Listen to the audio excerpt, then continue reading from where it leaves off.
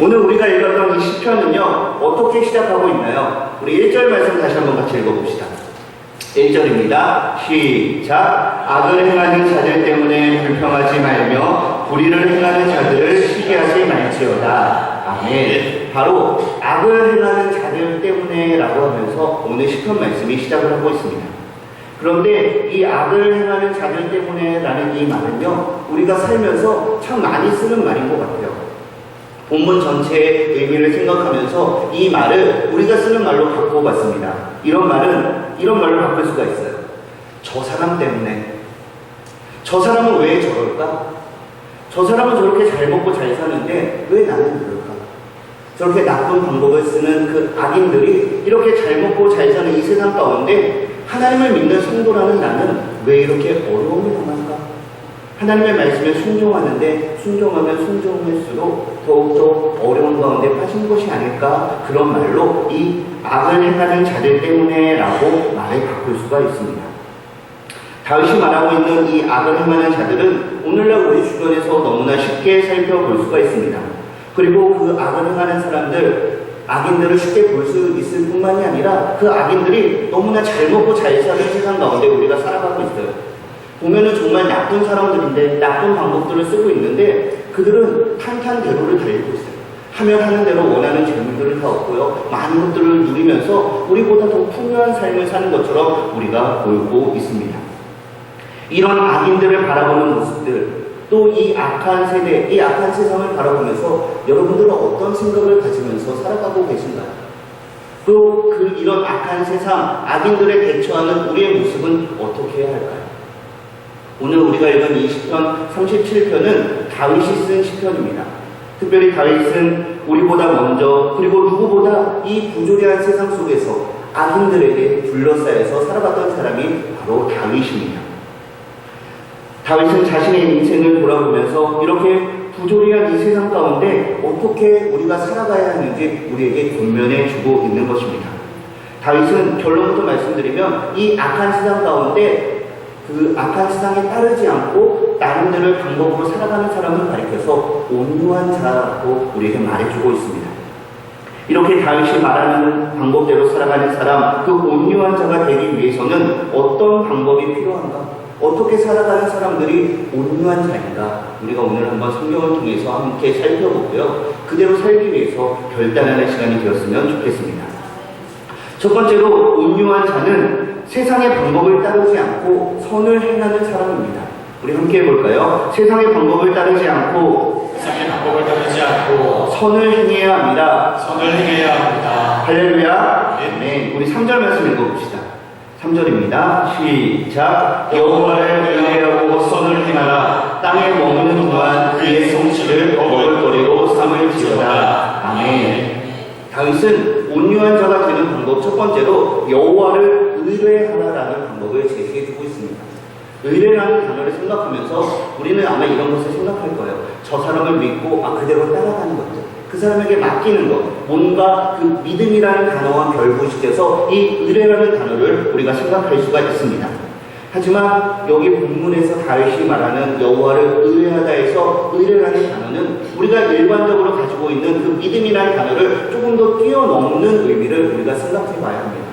이 의뢰하다라는 단어의 그 원어적인 의미를 보면 끈으로 묶다라는 의미가 담겨져 있어요.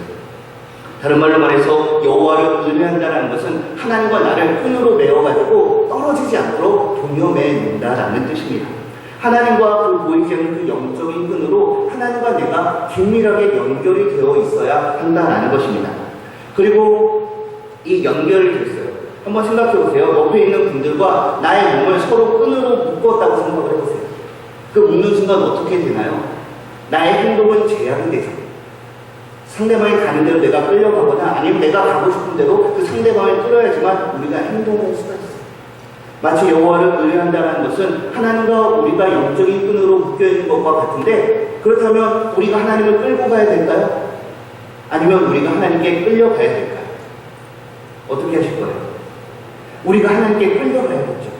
바로 여호와를 의뢰한다는 것은 하나님께서 나를 이끌어 주시는 대로 따라가는 삶입니다. 나의 삶의 주관자가 내가 아니라 하나님이 나의 인생의 주인이 되셔서 나를 끌어주시는 삶을 사는 것이 바로 다윗이 우리에게 권면해주는 여호와를 의뢰하는 삶인 줄로 믿으시기 바랍니다. 그리고 여호와를 의뢰하고 선을 행하라. 바로 하나님을 의뢰하고 하나님께 이끌리는 삶을 사는 것, 바로 그 자체가 선을 행하는 것이다 라고 우리에게 말해주고 있습니다. 왜냐하면 하나님은 선하신 분이시며 하나님은 우리를 선한 길로 인도하기를 원하시고 우리에게 선한 삶을 살도록 요구하시는 분이 우리가 믿는 하나님이시기 때문입니다. 한번 생각을 해보세요. 우리가 요즘 주변에서 그 반려동물들, 애완동물들을 키우는 사람들이 많이 있잖아요. 애완동물과 함께 이제 산책을 나가요.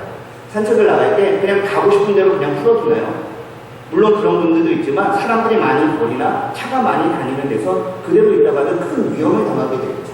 그렇게 되면 어떻게 하죠? 목 줄을 매고 그 애완동물이 가고 싶은 대로 보내지만 위험한 곳에 빠질 때는 그곳에 가지 못하도록 그 주인이 끌어주는 모습을 볼 수가 있어요.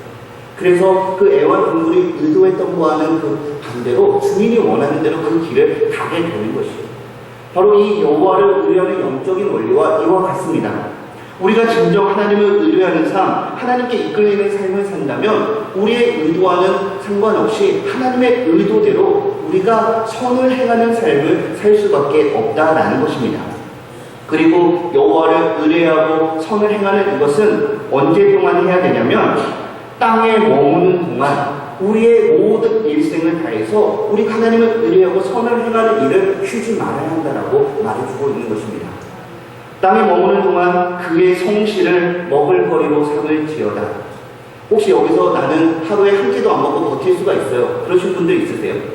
특별한 목적을 가지고 금식이나 단식을 하는 사람들을 제외하고는 평생을 식물과 음식을 먹어야지만 살 수가 있습니다. 어떤 사람들은 하루에 3끼를 먹고요. 어떤 사람들은 하루에 2끼를 먹고요. 어떤 사람들은 하루에 1끼를 먹는데 그 끼니 수는 중요한 것이 아니에요. 우리가 매일매일 먹어야지만 살 수 있다는 것입니다.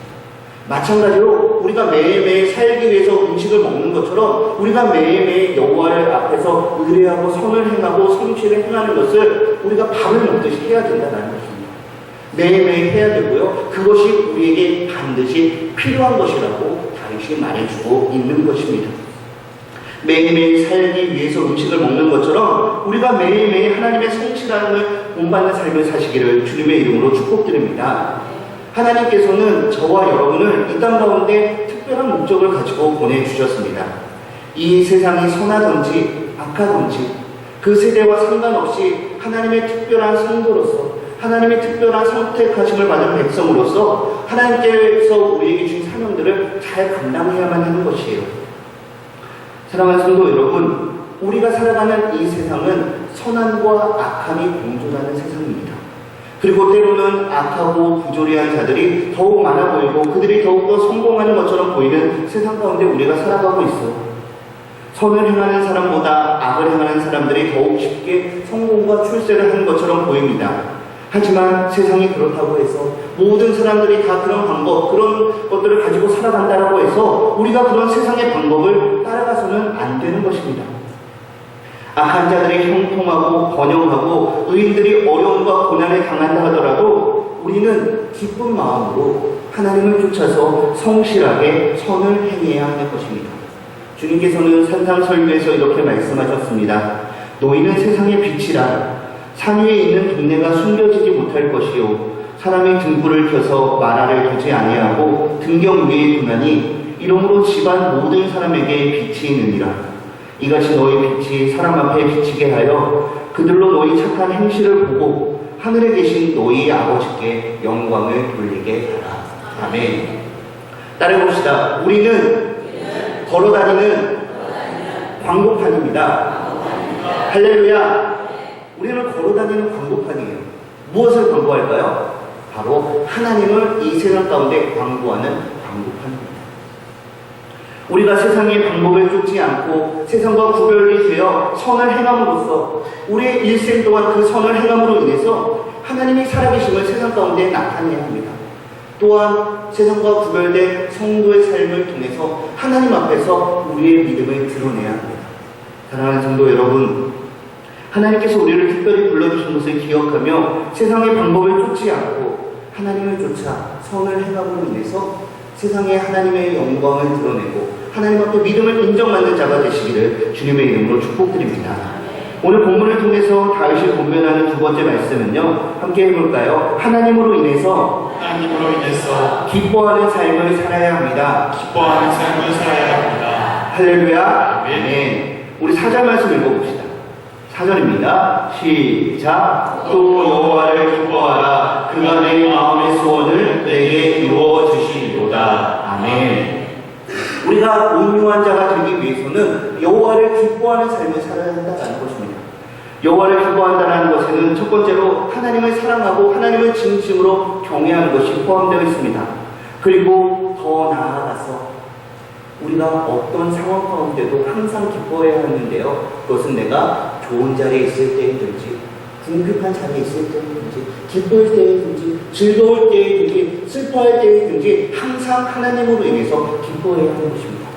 그러기 위해서는 나의 인생을 향한 하나님의 모든 계획과 섭리하심이 선한 것이고 하나님께서 나를 선한 길로 의의 길로 인도하실 것이라는 그 믿음이 그 밑바탕에 깔려 있어야지만 우리는 온전히 하나님으로 인해서 기뻐할 수가 있는 것입니다.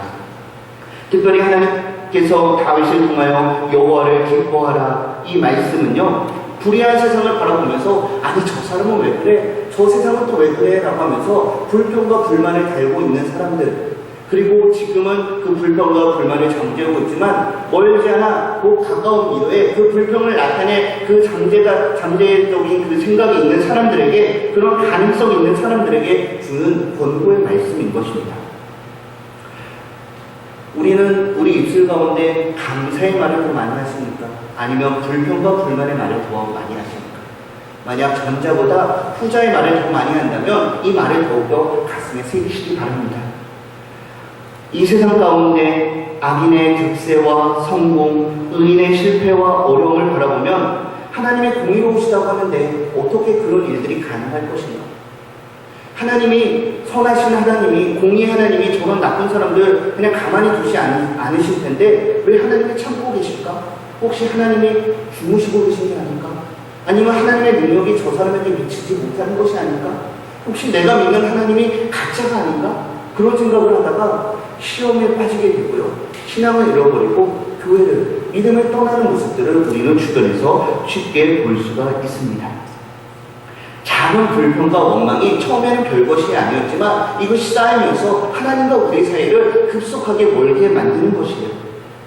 불평이 조금이라도 있다면, 내 마음속에, 내 생각에, 내 입술 가운데 불만이 조금이라도 있다면 하나님을 기뻐하는 일은 결코 쉽지가 않습니다. 남을 욕하고 불평하던 그 마음을 가지고 아멘, 아멘, 할렐루야 하면서 하나님을 얘기할 수가 있어요. 결코 쉽지가 않은 것입니다. 그리고 의인이 실패하는, 특별히 사람들은 그 의인이 자기라고 생각하죠. 내가 실패하고 내가 좌절하는 그 상황 가운데 하나님이 나를 향하여 선한 계획을 가지고 계신다라고 그것을 믿는 것은 더욱 쉽지가 않습니다. 하지만 우리 성도는 이런 이해할 수 없는 상황 속에서도 하나님의 모든 행사와 섭리를 선한 것으로 인정하고 받아들여야 한다라고 우리에게 말해주고 있습니다. 우리가 아멘을 했지만 과연 그것이 쉬운, 어떻게 하면 그렇게 할 수가 있을까요? 그것은 바로 우리의 소망을, 우리 삶의 목적을 이 세상의 가치에 두는 것이 아니라 위에 계신 하나님께 우리의 소망을 줄 때 우리가 비로소 하나님으로 인해서 기뻐할 수가 있는 것입니다. 그리고 또 여호와를 기뻐하라. 그가 내 마음의 소원을 내게 이루어 주시리로다. 우리가 하나님을 기뻐하고 하나님께 소망을 두고 살아갈 때 하나님께서 우리의 마음의 소원을 이루어 주신다라는 것입니다. 우리의 삶은 불평이 많고 불만이 많고 우리에게 일어날 일에 대해서 걱정과 염려가 참 많습니다. 그런 우리를 향하여 주님께서 말씀하셨습니다. 그러므로 염려하여 이르기를 무엇을 먹을까, 무엇을 마실까, 무엇을 입을까 하지 말라. 이는 다 이방인들이 구하는 것이라. 너희 하늘아버지께서 이 모든 것이 너희에게 있어야 할 줄을 아시느니라. 그런즉 너희는 먼저 그의 나라와 그의 의를 구하라. 그리하면 이 모든 것들을 너희에게 더하시리라. 아멘. 우리가 믿는 하나님은 공의로우신 하나님이십니다. 공의로운 하나님께서는 악인이 영원토록 형통하며 번영하도록 그대로 방치하지는 않으십니다. 그리고 하나님께서는 우리의 하늘 아버지께서는 내 마음의 소원, 당신의 기뻐하는 자들의 마음의 소원을 모른 척하지 아니하시고 이루어 주시는 분이 우리가 믿는 하나님이십니다. 이 사실을 믿으셔야 합니다. 하나님께서 당신의 공의로서 각 사람에게 선악간에 정당한 공을 하시라는 것을 믿으십시오. 하나님의 공의는 반드시 실현이 될 것입니다. 비록 지금 나의 현실이, 내가 처한 상황이 나의 생각과 다른 모습일지라도, 내가 원하는 것과 반대로 흘러갈지라도 나와 함께 하신 그 하나님의 약속으로 인하여, 나에게 주셨던 은혜들로 인하여, 나에게 주신 영원한 소망으로 인하여 감사하며 기뻐하는 자가 되십시오. 주께서 내 마음에 주신 기쁨은 그들의 곡식과 포도주가 풍성할 때보다 더하나이다. 아멘. 하나님의 영역은 하나님께 맡겨두어야 합니다. 그리고 우리는 단지 우리에게 주어진 그 삶, 매일매일 성실함으로, 선을 행함으로, 감사함으로 최선을 다할 때에 하나님께서 우리의 마음의 소원을 다 이루어 주실 줄로 믿습니다. 오늘 본문에서 다윗이 말하는 온유한 자가 이 세상을 살아가는 방법, 그 세 번째는요, 우리의 길을 하나님께 맡기고 하나님의 때를 기다리는 것입니다. 우리 함께 해볼까요? 우리의 길을 하나님께 맡기고 하나님의 때를 기다려야 합니다. 하나님의 때를 기다려야 합니다. 할렐루야. 우리 5절과 6절 같이 읽어봅시다. 5절과 6절입니다. 시작. 내 의를 여호와께 맡기라. 그를 의지하면 그가 이루시고 내 의를 빛같이 나타내시며 내 공의를 정오의 빛같이 하시리로다. 아멘. 우리가 이 세상을 살아가다 보면은요, 부조리한 모습들을 마주하게 될 뿐만이 아니라 그것들이 우리 가운데 현실로 나에게 한계로 나타날 때가 많이 있습니다. 특별히 그 악인들은 악한 방법으로, 나쁜 방법으로 점점 성공하고 출세하고 많은 부와 명예를 축적해 가는데, 나는 계속해서 어려움과 고난이 끊이지 않는 그 상황 가운데 놓인다면, 또 혹은 그런 것들을 바라보면서 우리의 마음은 어땠나요? 앞에서도 말씀드렸지만 좌절하고 낭망하고 좌절하고 낙담하고 하다가 결국에 우리의 신앙을 다 잃어버리게 되는 경우가 우리 가운데 빈번하게 일어나지 않던가요? 다윗은 바로 그러한 상황 가운데 너의 길을 여호와께 맡기라라고 말해주고 있는 것입니다.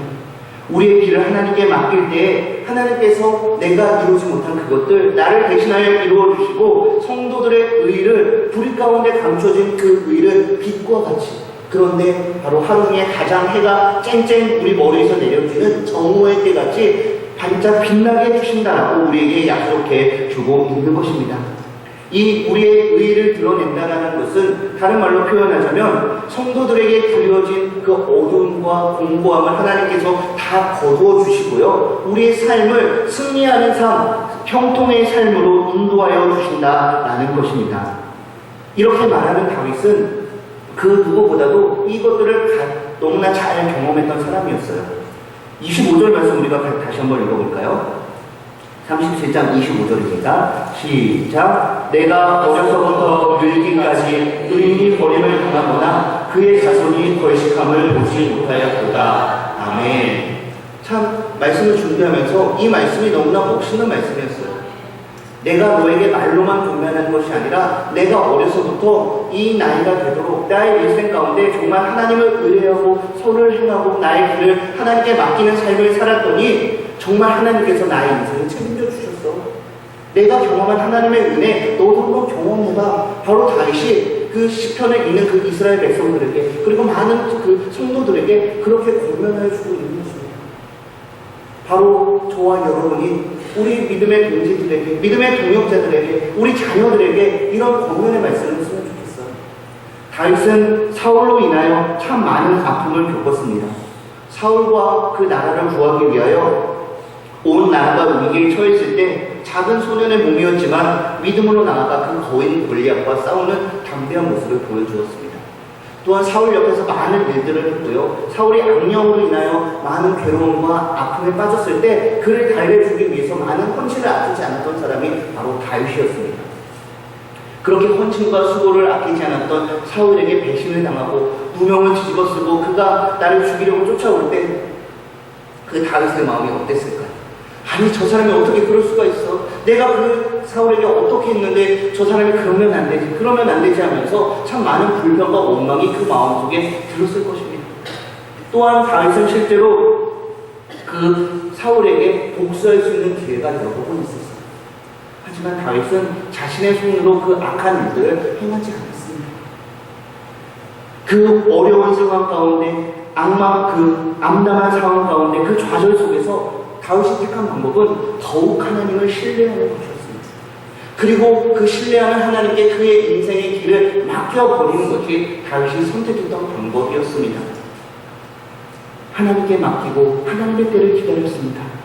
하나님께서는 그런 다윗을 많은 시련들 가운데서 때마다 던져주시고 마침내 다윗을 이스라엘 왕으로 세워주시고 그냥 왕이 아니라 이스라엘 역사상 가장 위대한 왕으로 만들어주신 것을 기억하십시오. 우리 7절과 8절 말씀도 읽어봅시다. 7절과 8절입니다. 시작. 여호와 앞에 잠잠하고 참고 기다리라. 자기 길이 통통하며 악한 꾀를 이루는 자 때문에 불평하지 말지어다. 분을 붙이고 노를 버리며 불평하지 말라. 오히려 악을 만들 뿐이라. 아멘. 우리가 하나님을 의뢰하고 우리의 인생의 길을 하나님께 맡겼다면 우리는 하나님 앞에서 또 불의한 모습 가운데 잠잠히 기다려야 하는 것입니다. 이 잠잠하다라는 것은 아무것도 안 하고 그냥 참고 기다리는 침묵을 말하지 않습니다. 나의 힘으로 그것을 극복하는 것이 아니라 하나님께서 이 불의한 세상 가운데, 불의한 세태 가운데 하나님의 선하신 계획이 반드시 드러날 것이라는 것을 믿고 그때를 기다리는 믿음의 인내의 표현이 바로 다윗이 우리에게 말하는 잠잠하다라는 것입니다. 우리가 불의한 세상을 살아가다 보면, 불의한 모습들을 마주하다 보면 우리 마음속에 분노와 불평이 당연히 나타나게 되겠죠. 하지만 이런 분노의 마음은, 불평의 마음은 하나님께서 우리에게 주시는 마음은 아닙니다. 악한 대적 마귀가 우리의 마음을 요동하고 격동하게 하여서 그런 마음이 들게 하고요, 그런 것들이 쌓여서 하나님과 우리를 갈라놓게 하기 위하여 우리에게 주는 마음인 줄로 믿으시기 바랍니다. 이런 불평과 분노의 마음은 우리에게 결코 아무런 유익이 되지 않습니다. 그래서 다윗이 말하죠. 불을 붙이고 노를 부르며 불평하지 말라. 이런 것들은 오히려 우리에게 악이 되는 것이다 라고 말해주고 있는 것입니다.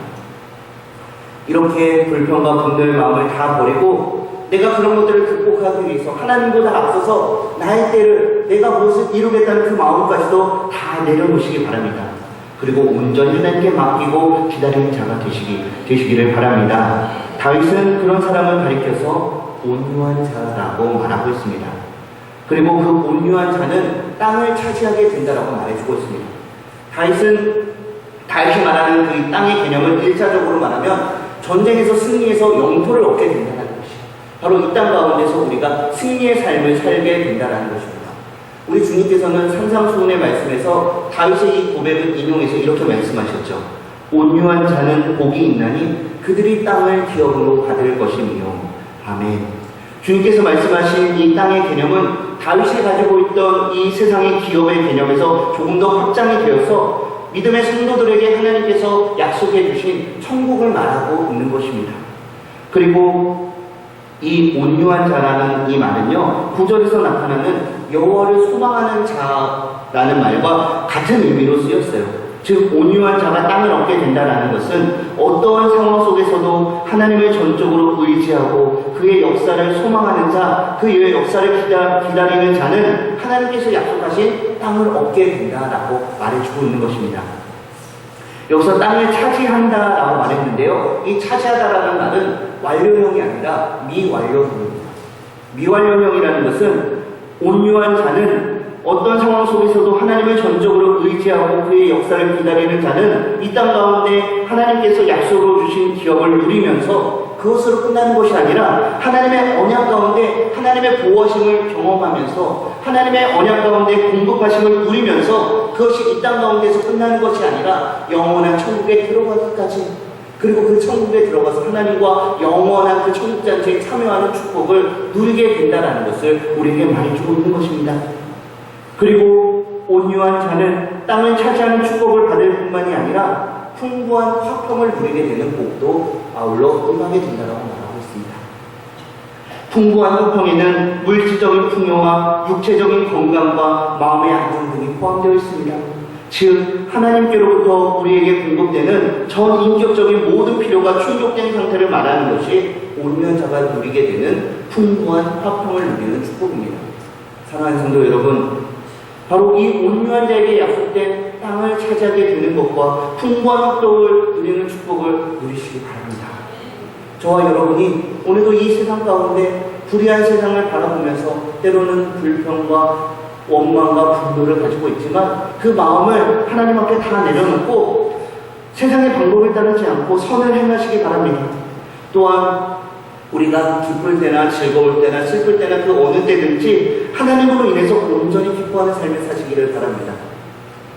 때로는 내 마음이 앞서고 내 생각이 앞서고 나의 욕심이 앞서서 하나님의 때를 기다리지 못하고 내 생각으로 그것을 이루고 싶을 때가 너무나 많지만 하나님의 그 선하신 계획이 반드시 이루어질 것을 믿으며 하나님 앞에 잠잠히 참고 인내하며 하나님의 때를 기다리십시오.